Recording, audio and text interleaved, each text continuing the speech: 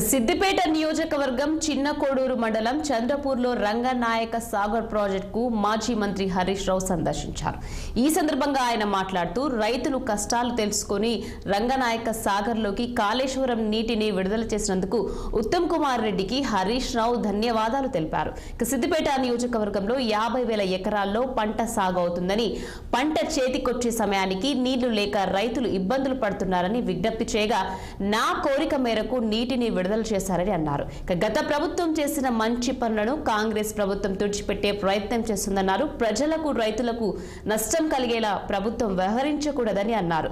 SRSP stage 2లో తుంగతుర్తి, కోదాడ, సూర్యాపేట, భూపాలపల్లి ప్రాంతాల్లో పంటలు ఎండిపోతున్నాయని ఆయన తెలిపారు.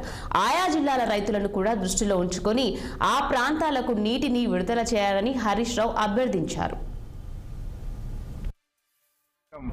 రంగనాయక సాగర్ రిజర్వాయర్లోకి ఈరోజు కాళేశ్వరం పంప్ హౌస్ల ద్వారా నీటి విడుదల చేసినందుకు ఉత్తమ్ కుమార్ రెడ్డి గారికి కృతజ్ఞతలు తెలియజేస్తా ఉన్నాం. ముఖ్యంగా సిద్దిపేట నియోజకవర్గంలో 50,000 ఎకరాల్లో వరి పంట కాళేశ్వరం ప్రాజెక్ట్ కింద సాగవుతా ఉంది. అయితే పంట పొట్టకొచ్చే సమయంలో రంగనాయక సాగర్ రిజర్వాయర్లో నీటి లభ్యత తగ్గింది.